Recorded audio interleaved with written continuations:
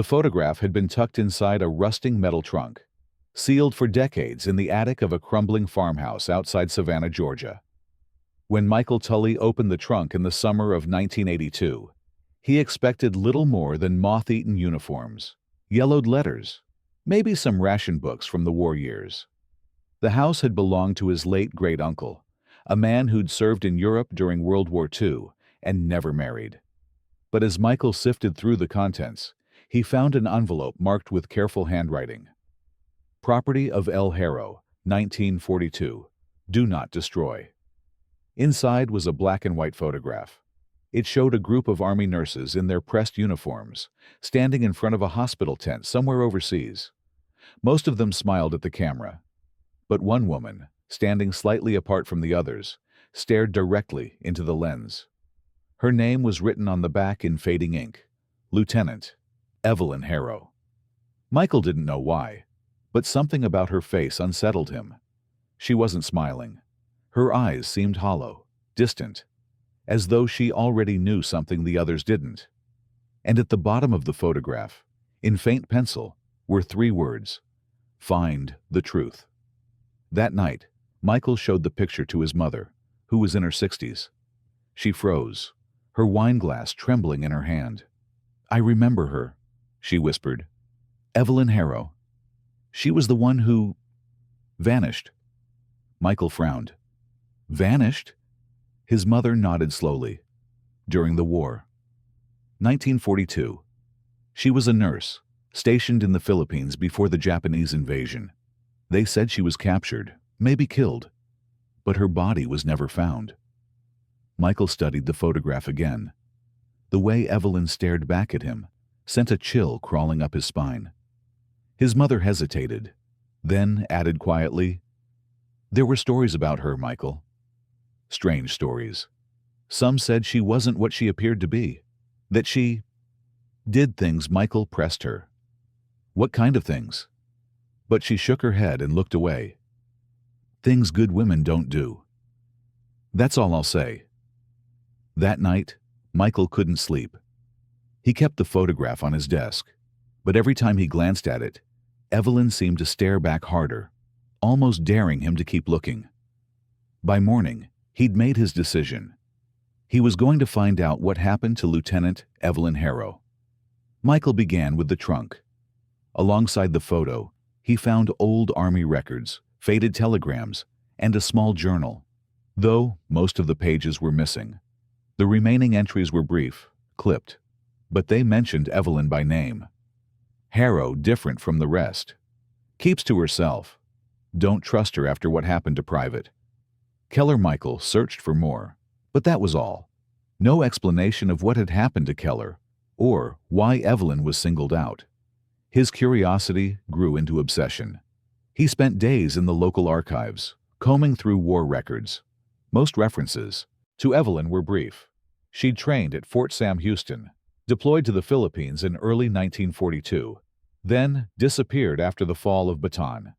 But then, he stumbled upon a newspaper clipping from 1946. The headline read, "Families of lost nurses still demand answers."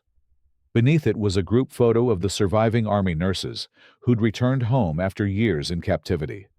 Michael's eyes darted across the faces and froze.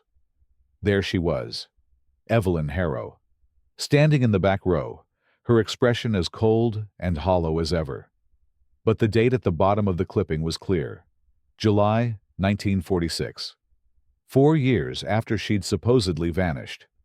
Michael sat at the long oak table in the Savannah Public Library, the clipping trembling between his fingers.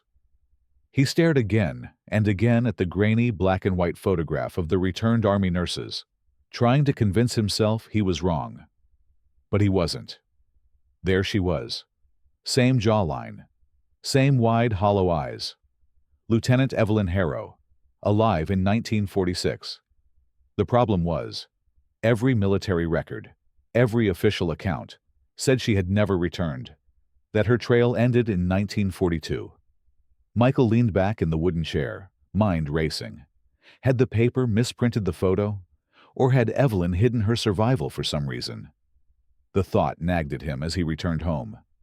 He pulled out the first photo, the one from the trunk, and placed it side by side with the newspaper clipping. It was unmistakable. Same woman. But there was a difference. In the earlier photo, Evelyn looked human, though unsettled. In the 1946 image, her skin appeared almost too pale, her features sharper, and her eyes darker, as if she'd spent those missing years in places no light could reach. Michael's obsession deepened. He began making calls, first to veterans organizations, then to archives in Washington, then to anyone who might know something about the Angels of Bataan, the nickname given to the captured nurses. A week later, he received a letter back from the Army Medical Museum. Inside was a roster of nurses rescued in 1945 when American forces retook Manila. Evelyn's name was not on the list. And yet, he held proof in his hands that she had been with them, at least in that photograph. The deeper he dug, the stranger things became. An elderly historian in Texas agreed to speak with him by phone. Her voice shook as she recalled the war years. "Yes, I remember Evelyn Harrow," the woman said. "We all did." She was different from the others. She never laughed, never cried, and some swore she didn't sleep.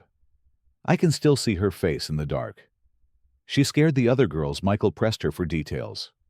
They said, when supplies ran low, Evelyn always seemed to find food. When medicine ran out, she always had more.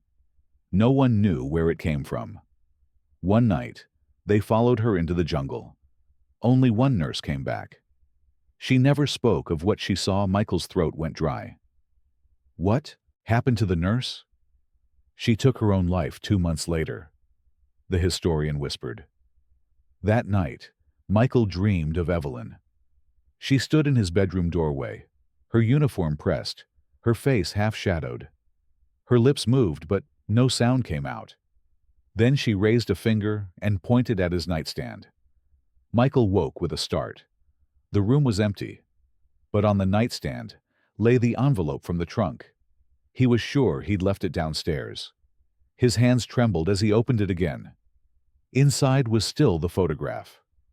But something about it had changed. The background, previously a simple tent, was darker now, almost like a cave.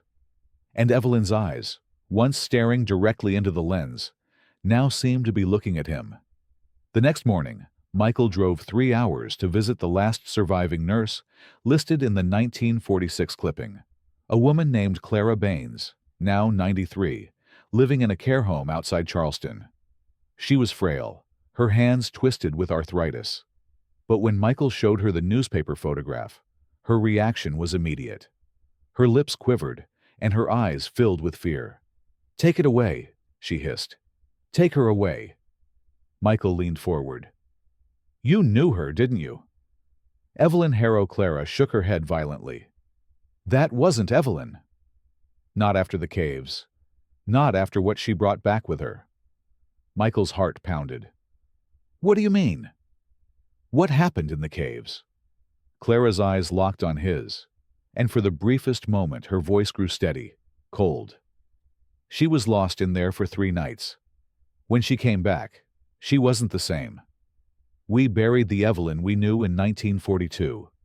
What walked out of those caves was something else." Her gaze flicked to the photo in Michael's hand.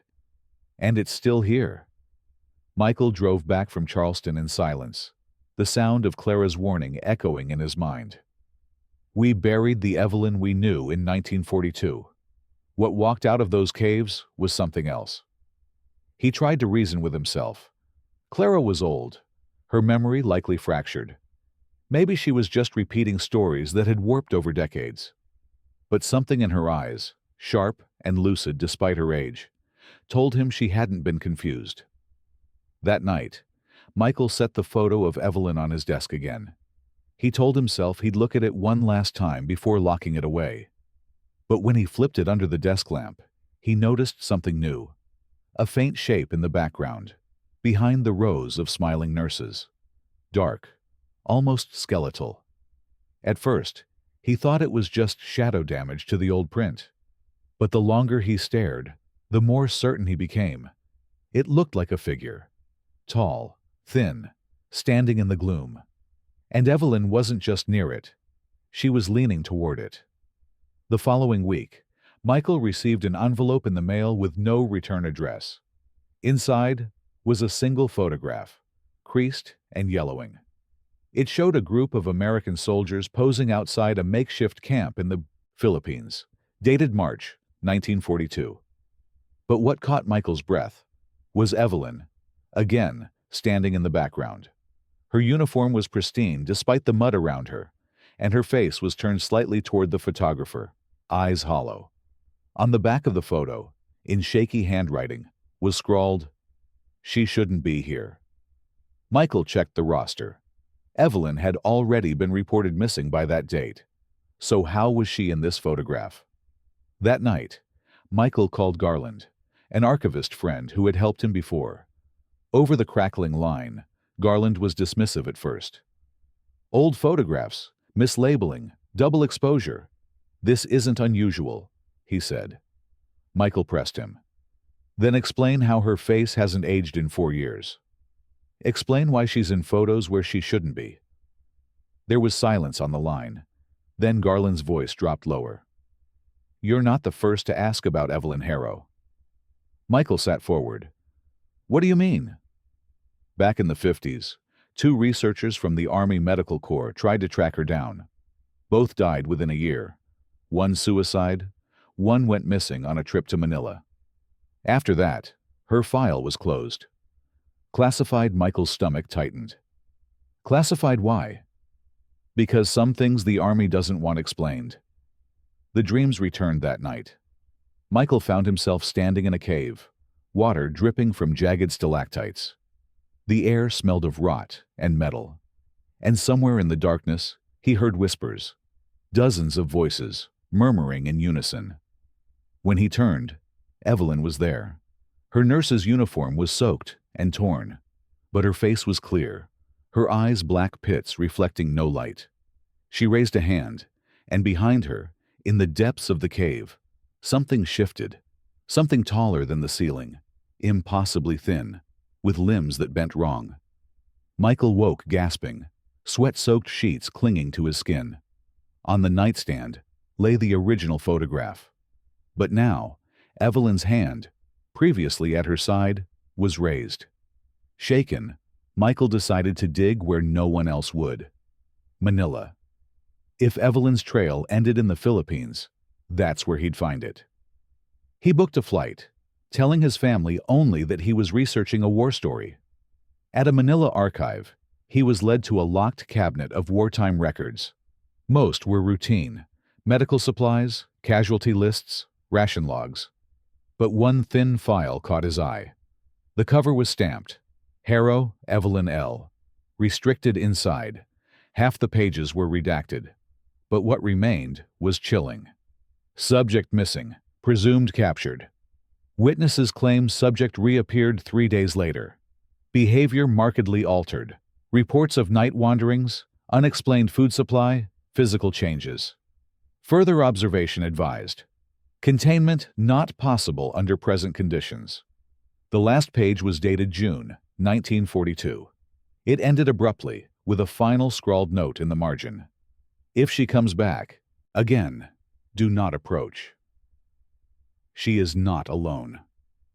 Michael sat frozen in the dim archive room, the Manila heat pressing in around him. For the first time, he realized Evelyn's mystery wasn't about a woman who had gone missing. It was about something that had returned in her place. And the photographs, every single one, were proof it hadn't left. The archivist kept glancing at Michael as he copied the last notes from Evelyn's restricted file, her eyes darting toward the exit, as if afraid of what he was reading. When he finally looked up, she leaned closer and whispered, "You should stop now." Some records are closed for a reason. Michael wanted to ask more, but the fear in her voice silenced him. She slipped away quickly, leaving him alone with the file. That night in his Manila hotel room, he spread the photographs across the desk.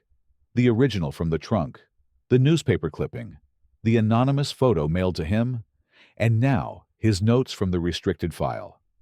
They didn't just tell a story of a missing nurse. They told a story of change. A woman who had stepped into the jungle one way and returned another. And now the strangest part. Each photograph seemed to shift slightly the longer he stared. The figure in the background of the first one, clearer now, more defined. And Evelyn's expression, sharper, as if she were no longer captured in time but alive, aware of his gaze. Michael pushed the photos aside and rubbed his eyes, trying to ground himself. But when he looked again, something stopped his breath. The photograph from the trunk. Evelyn's head had turned. Her face was no longer facing the lens. It was facing him. The following morning, Michael met with a retired Filipino historian named Dr. Alonzo, who had spent decades studying the Bataan campaign. When Michael showed him the photographs, the man's hand trembled as he adjusted his glasses. "I heard stories from the villagers, Doctor," Alonzo said. "Nurses fleeing into the caves during the retreat. Most came back broken, starving, near death. But one returned whole. Too whole," Michael pressed him. "Evelyn Harrow?" Alonzo nodded. "They said she struck bargains with something that lives in the dark places of the earth. A thing older than the war, older than the land itself." Michael laughed nervously. "That sounds like folklore." But Alonzo's face remained grave. "Call it what you want." But the villagers claimed the caves demanded a price, and whatever walked out wearing Evelyn's face wasn't her. That night, the dreams grew worse. Michael was back in the cave. This time, he carried a lantern. Its light flickered against walls carved with strange markings. Spirals, eyes, hands stretched upward. The whispers rose again, dozens of voices calling in a language he couldn't understand. And then he saw Evelyn. Closer than before. Her eyes were wide, mouth slightly open, whispering the same words as the chorus. When she reached for him, her hand was ice cold. Michael jolted awake, chest heaving. His hotel room was silent, except for a sound at the desk. The photographs fluttered, though the air conditioner was off. One lifted briefly and slapped back down. The one of Evelyn. Now her hand was pressed against the inside of the image, as though she was trying to push through. Terrified, Michael mailed the photos to Garland back in the States, hoping distance would break whatever connection he'd stirred. He included a note. "If anything happens to me, these tell the story. Keep them safe." But even without the photos, the presence remained. In reflective glass, in the corners of dark rooms, always watching. Michael returned to the archives one last time. The clerk there, a younger man, seemed hesitant when Michael asked about the caves Evelyn had disappeared into. "You don't want to go there," the clerk muttered. "The locals still won't. They say if you enter, you don't come back the same." Michael swallowed hard. "Where?" The clerk scribbled a name on a slip of paper. Hinagdanan. The next morning, Michael boarded a bus bound for the coast, heart pounding, the slip of paper damp with sweat in his palm. If Evelyn's dark truth began in the caves, then that was where he had to go. Even if he feared what he'd find waiting inside. The bus rattled along the coast road, windows cracked open to let in humid air that smelled of salt and earth. Michael sat stiffly, clutching his satchel. Inside was little more than a flashlight, a notebook, and a tape recorder he hoped might capture whatever he found. The paper with the name of the caves, Hinagdanan, was folded in his pocket. When he arrived at the small fishing village nearby, he drew stairs. A tall foreigner with restless eyes, asking questions that stirred old fears. The villagers grew quiet when he mentioned the caves. Some shook their heads and walked away. An old man muttered a warning Michael barely caught. "Dark eats light. Light eats life." No one offered to guide him. But one woman, gray-haired and hunched, pressed a rosary into his hand before hobbling away. By afternoon, Michael stood at the mouth of the Hinagdanan caves. The entrance yawned wide, jagged stone dripping with condensation. A cool breath of air drifted out, carrying with it a scent of damp earth and something metallic. Blood. He switched on his flashlight and stepped inside. The walls closed around him quickly, slick with moisture.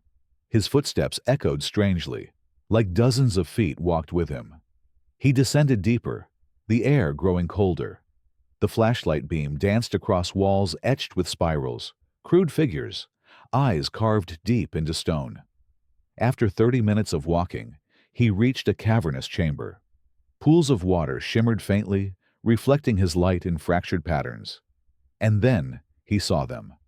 Rusting remnants of ration tins, shards of glass vials, a torn piece of khaki cloth half buried in the dirt. Proof that soldiers, nurses, had been here. Michael crouched to examine the cloth, heart racing. His fingers brushed something hard beneath the soil. He dug carefully until he unearthed a small brass locket. Inside was a photograph. 2 women smiling in uniform. One of them, unmistakably Evelyn, but the other face had been scratched away violently. Michael slipped the locket into his satchel, unsettled. Why would someone erase the companion? The whispering began then. At first it sounded like water trickling down stone. But as he held his breath, the sound sharpened into words. His name. Michael! He spun around, flashlight beam cutting across the chamber. Empty. But then he saw her. Evelyn. Standing across the cavern, pale in the glow, uniform neat, hair pinned back. She stared at him, expression flat, eyes bottomless. Michael froze. Evelyn? She didn't speak. She only raised her hand, pointing deeper into the cave. Michael blinked, and she was gone. He stumbled forward, shaken, following the direction of her gesture. The passage narrowed, forcing him to crouch. His light flickered against symbols scratched into the walls, fresher than the older carvings. Letters. Words. Not her. She changed. Don't trust. At the end of the passage, he found a small alcove where bones lay half-buried. Human bones. Some small enough to be women's. And there, leaning against the wall, was a photograph. Michael lifted it with trembling fingers. It showed Evelyn again. But this time, she wasn't standing among nurses. She was alone. Her face blurred, almost in motion, and behind her, looming in the dark, was something tall, skeletal, and wrong. The photograph crackled with moisture in his hands. And then, he swore, Evelyn's blurred face shifted, smiled. Michael stumbled back, dropping the photo. His flashlight sputtered. The whispering surged, dozens of voices overlapping. A cold wind roared through the cave, though no entrance was near. Michael ran. Through the narrow passage, past the chamber of water, up toward the jagged mouth of the cave. His flashlight died just as he reached daylight, tumbling into the hot, wet air of the jungle. He didn't stop running until the cave was far behind him. When he finally collapsed near the village, gasping, he realized something horrifying. The locket he had stuffed into his satchel was gone, and in its place lay the same photograph he had dropped in the cave. Evelyn's blurred face, still smiling. Michael sat in the dim light of his hotel room, staring at the photograph. He had dropped it in the cave. He was certain. Yet, here it was again, dry, edges crisp, Evelyn's blurred smile sharper than before. He turned it over. Nothing. Just plain backing. He shook it, half expecting something to fall out. But the only thing that fell was his stomach, dropping with the realization that Evelyn wasn't just history. She was here. The following day, he sought out Dr. Alonso again. He placed the photo on the table between them. The historian studied it, lips tightening. You went into the caves. Michael nodded. I found this. And a locket. But the locket's gone. This photo. It followed me. Alonso leaned back, whispering something in Tagalog. His eyes flicked toward the window, as if checking the street. The old stories say, he began carefully, when soldiers retreated into the caves, Something inside chose one of them. Fed her, taught her, changed her. The others. He gestured vaguely downward. They were never seen again. Michael frowned. Why Evelyn? What made her different? Alonzo's voice lowered. Perhaps nothing. Perhaps only that she was willing to listen when the darkness spoke. Michael pressed him for more, but Alonzo refused. Don't bring that photo back here. Burn it, or bury it in salt. If you don't, it will keep growing stronger. But Michael couldn't burn it. Couldn't bury it. Because when he looked again, he saw something new in the image. The background, the shadow that loomed behind Evelyn, wasn't just vague darkness anymore. It was taking shape. Long arms. A face like bone stretched thin over nothing. And this time, Evelyn's eyes were wide, as if she knew he was watching. 2 days later, Michael received a package at the hotel front desk. No return address. Inside were 3 more photographs, all of Evelyn. One in uniform, standing at the entrance to the Hinagdanan caves. One in a Manila hospital ward, smiling as she held a clipboard. And the last showed her seated at a wooden table, candlelight flickering. Her hand rested over the same locket Michael had found. And though the photo was stamped 1943, her face looked the same as the day she vanished, untouched by time. Michael's nights spiraled. He stopped sleeping, fearing the dreams. When he did slip under, he saw Evelyn waiting in the cave, always closer, always whispering, "Find me." The whispers followed him into waking hours too. When he played back his tape recorder, voices bled through. Not just his own notes, but faint murmurs underneath. One phrase repeated in a dozen different tones. She walked still. Garland called him from the States, voice tight with worry. "You sound like you're falling apart. Just come home. Leave this. It's not worth it," Michael almost agreed. But then he noticed something chilling. His hotel mirror. Behind him, reflected in the glass, Evelyn stood, closer than ever. The following morning, he checked out of the hotel without warning. He took a jeepney to the coastal road, then hiked into the jungle until he reached the mouth of the Hinagdanan caves again. If Evelyn's dark truth had been birthed there, if she had walked out changed, then Michael needed to see for himself what lay at the heart of it. The villagers wouldn't follow. Even in daylight, they crossed themselves and backed away. One boy spat on the ground and muttered, "She waits for you." Michael tightened his grip on the flashlight and stepped inside. This time, the caves seemed to expect him. The air was thicker, the carvings fresher. His own name scratched into the wall where it hadn't been before. And deeper still, the pools shimmered brighter. Something moved beneath the water, pale shapes drifting just out of sight. He whispered Evelyn's name, though his throat felt raw. And from the darkness came an answer. A voice. "Michael." It was her. Not just a whisper, not a dream.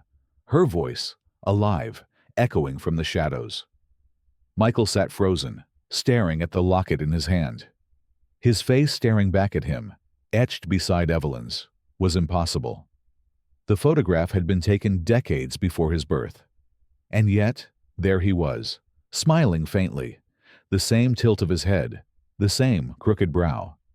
His hands shook. He dropped the locket onto the desk, but it didn't clatter like metal should. Instead, it hit with a soft thud, as though it were made of flesh. When he bent to look again, the locket was gone. Only the faint smell of earth remained. Michael couldn't keep this to himself anymore. He called Garland in the States, his voice cracking as he described the locket and the shifting photographs. There was a long pause on the line before Garland finally said, "Michael, listen carefully. I developed the last roll you sent me. Do you want to know what I saw?" "Yes," Michael whispered. "The pictures don't just change. They multiply. There are more images now than there should be. Like something is adding frames that were never taken. And you're in them." Michael's stomach dropped. "What do you mean?" In one photo, you're standing next to Evelyn, smiling. In another, you're behind her, in uniform, an American soldier. Michael, these aren't just artifacts. They're pulling you in. The line hissed with static, then went dead. That night, Michael poured whiskey into a chipped glass and sat staring at the dark Manila skyline. The locket, the photographs, the whispers. They were converging. He felt watched, as though Evelyn herself stood behind him, just out of sight. When the knock came at his hotel door, he nearly jumped out of his chair. He opened it to find the archivist, the one who had warned him weeks earlier. Her face was pale, eyes wide. "You need to leave," she hissed. "Do you understand me? Stop digging. The more you uncover, the more she binds to you." Michael grabbed her arm. "You know something." "What happened to Evelyn?" The woman shook her head violently. "Not Evelyn. Not anymore. When she came out of those caves, the others said she was different. Stronger, yes, but colder. She looked like Evelyn, spoke like Evelyn, but it wasn't her. And when they tried to expose her, they disappeared." She pulled free of his grip. "I won't end up like them. Get rid of what you found before it's too late." She left without another word. Michael tried.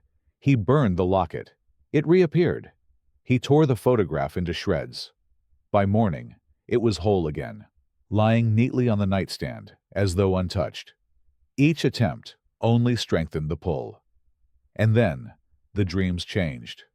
No longer just whispers in the caves. Now Evelyn stood beside him in a field hospital tent, tending to wounded soldiers. Her face calm, kind, human. But when she turned to him, her eyes were black pits. "You don't belong here yet," she murmured. "But soon." Desperate, Michael booked a flight home.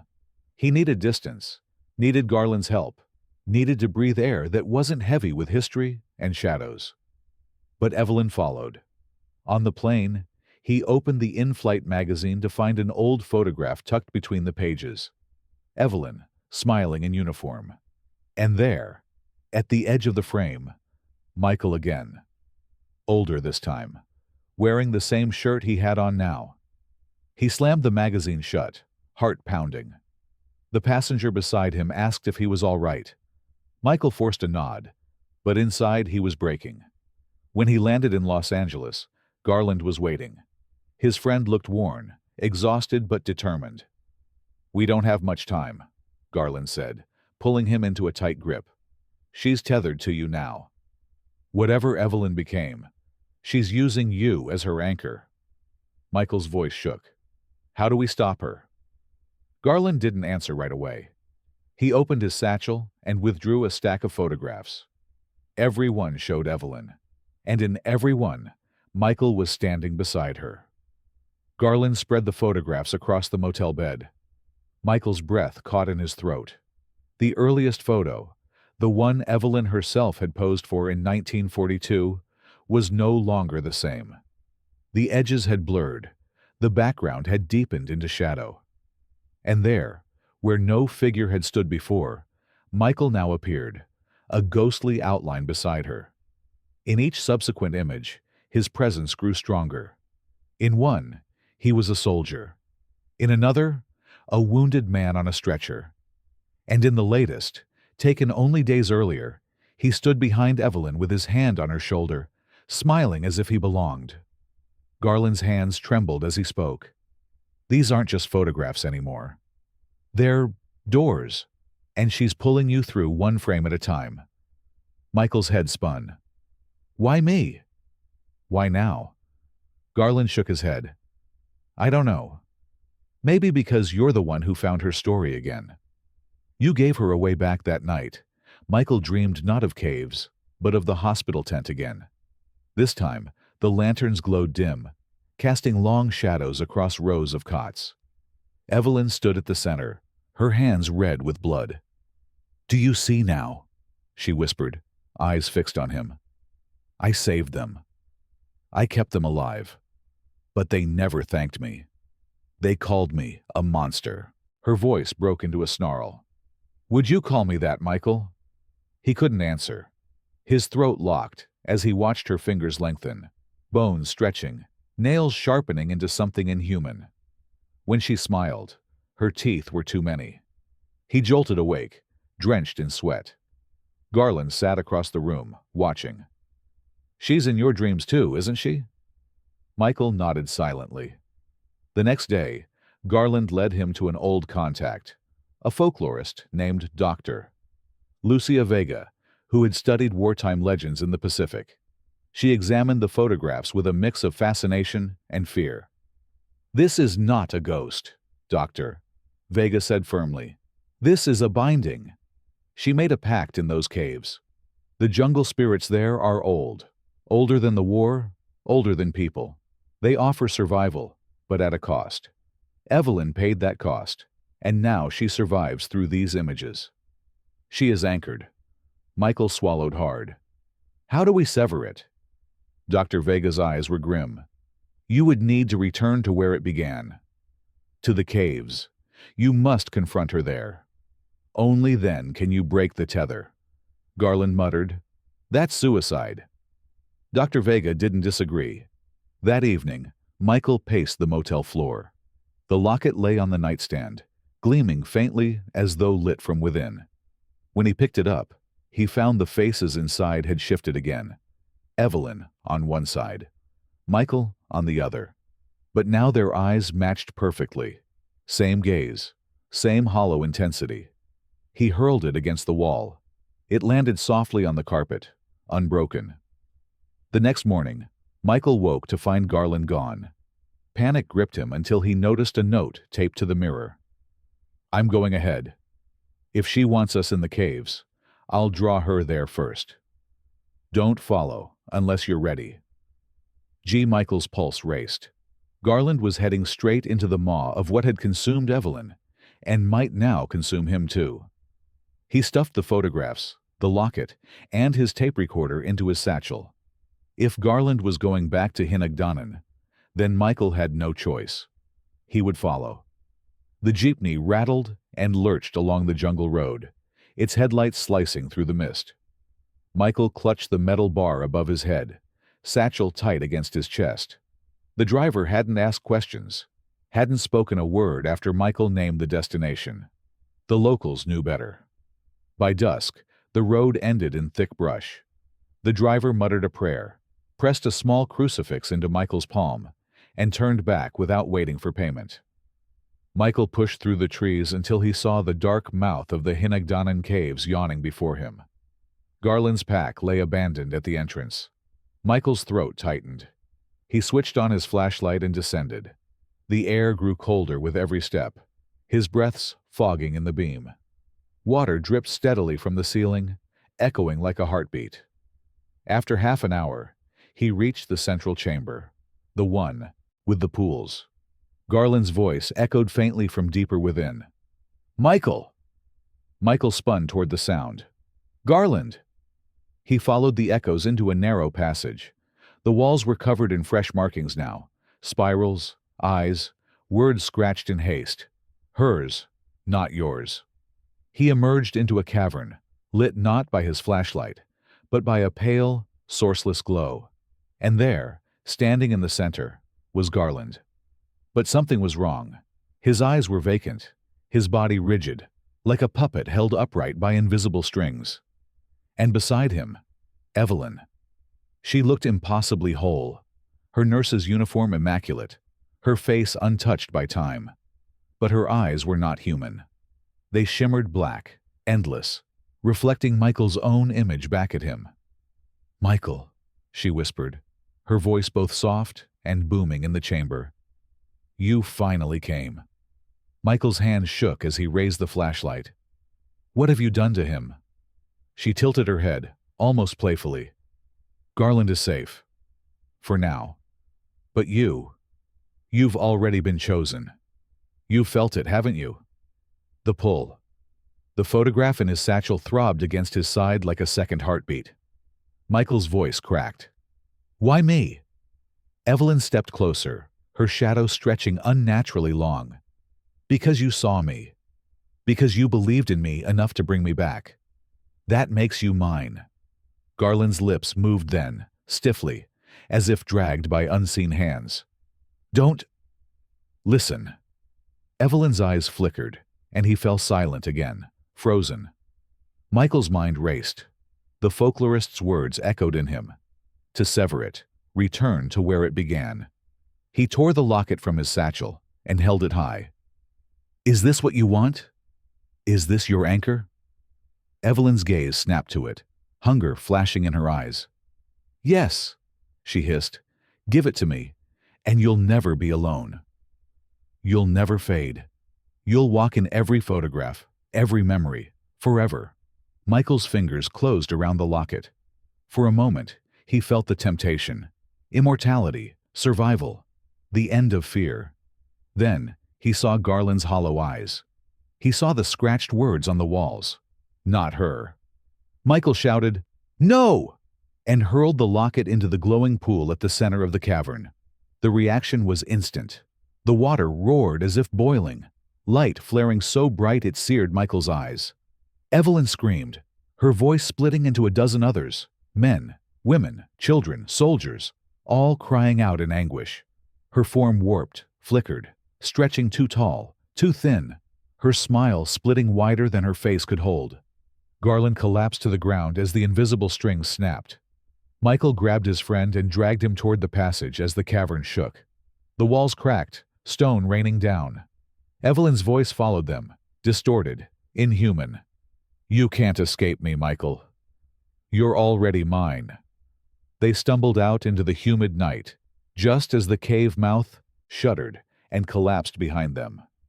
The jungle fell silent. Michael and Garland lay on the ground, gasping, the crucifix pressed into Michael's hand, digging painfully into his palm. For a long time, neither spoke. Finally, Garland rasped, Did we end it?" Michael wanted to believe it, but when he opened his satchel, his stomach dropped. The photograph was still there, and Evelyn's face was clearer than ever. Her eyes were his. The days that followed blurred together. Garland lay in a Manila hospital, recovering from dehydration and shock. Michael sat at his bedside, pretending to be calm, pretending not to hear the whispers in the walls. The doctors said Garland was lucky to be alive. Michael knew better. Garland had only been released because Evelyn wanted him free. Her focus was on Michael now.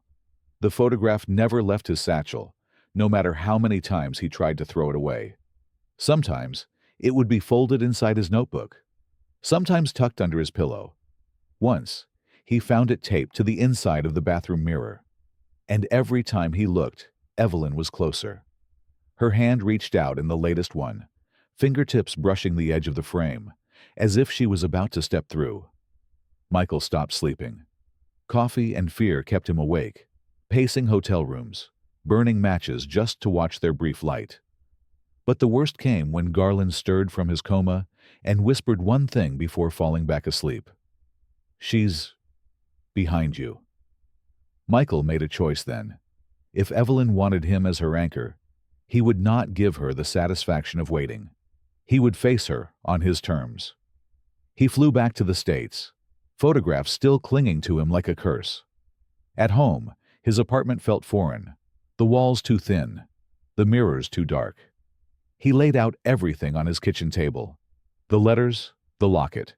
Returned, somehow, scorched but whole. The photographs, the notes. And in the center, the latest image. Evelyn's hand breaking the edge of the frame. Michael turned on his tape recorder. His voice shook as he spoke. My name is Michael Harlan. If you're hearing this, know that Evelyn Harrow never died in 1942. She made a pact in those caves, and now she walks through photographs, through history, binding herself to anyone who looks too long.